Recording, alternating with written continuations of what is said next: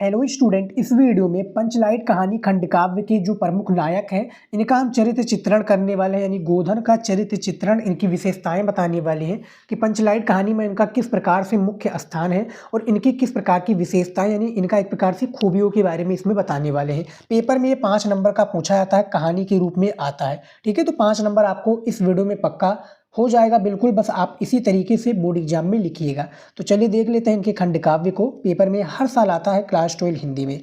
देखिए, पंचलाइट फणीश्वर नाथ रेणु की एक आंचलिक कहानी है। ये कहानी है ग्रामीण जीवन पर आधारित है। ठीक है, ये जो कहानी है ग्रामीण जीवन पर आधारित कहानी है। इसमें देखिए, इसमें ग्रामवासियों की मन स्थिति की वास्तविक, यानी जो ग्रामवासियों इनकी मन स्थिति की वास्तविक झलक देखने को मिलती है। गोधन इस कहानी का एक, यहाँ पर देखिए, इस कहानी का एक मुख्य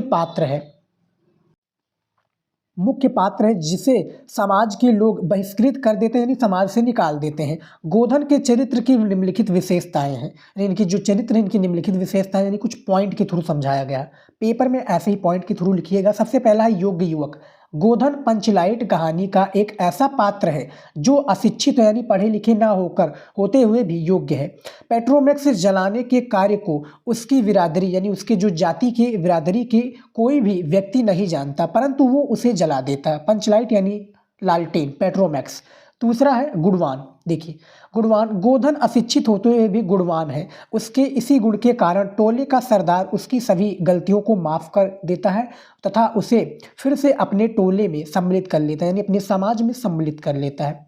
तीसरा यहाँ पर देखिए, वर्ग भेद से दूर, यानी जो वर्ग यानी जाति वर्ग से दूर। देखिए, गोधन और मुन्नी परस्पर स्नेह रखते हैं। गोधन जाति पाति ईर्ष्या दोष यानी ईर्ष्या देश आदि के चक्कर में नहीं पड़ता। वह मानवीय गुणों का, यहाँ पर देखिए, समर्थन है। उसके लिए सभी व्यक्ति एक समान है, यानी इसके लिए कोई भी व्यक्ति है वो भैया वो सामान्य है। ठीक है, उसके बाद में देखिए चौथा है निडर। यहाँ पर देखिए ये निडर लिखा हुआ ये वाला है।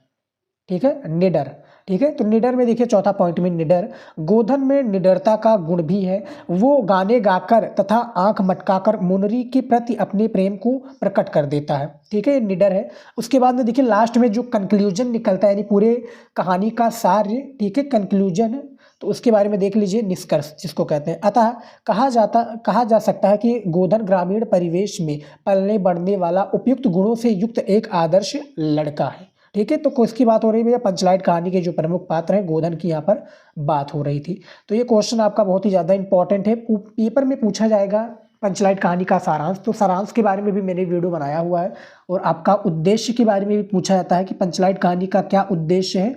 और बेसिकली इसमें पूछा गया है जो कहानी के मुख्य हीरो है, नायक है गोधन। गोधन के बारे में ही पूरा ये कहानी आधारित है स्टूडेंट, आप सभी को पता होगा। ठीक है, इसमें कहानी के 3 मुख्य पात्र होते हैं। एक मुन्नी, ठीक है, एक गुलरी काकी। ठीक है, एक गुलरी काकी, उसके बाद में एक और आ जाता है गोधन। ये 3 इसमें मुख्य पात्र हैं और कोई पात्र नहीं। तो तीनों मुख्य पात्र के अलावा और कोई भी नहीं है, 3 है इसमें और तीनों के ऊपर ये कहानी बेस्ड है। देखा जाए तो बिहार के एक पिछड़े परिवेश का सुंदर चित्रण किया गया है, जो कि पेट्रोमैक्स को एक मेले में खरीद लाते हैं और उसको जलाना कोई नहीं जानता, और जिसको जलाना गोधन जानता है और वो जला देता है। तो काफ़ी सारी उसमें प्रॉब्लम है, सारांश की वीडियो में मैंने बताया हुआ है स्टूडेंट। ठीक है, तो वो वीडियो जरूर देख लीजिएगा। फिलहाल आप देख सकते हैं पंचलाइट कहानी का जो खंडकाव्य है 5 नंबर का पूछा जाता है, और ये 4 पॉइंट लिख देंगे तो आपका 80 शब्द कंप्लीट हो जाएगा और आपको एग्जामिनर 5 नंबर दे देगा। तो स्टूडेंट इस वीडियो में इतना ही। जय हिंद।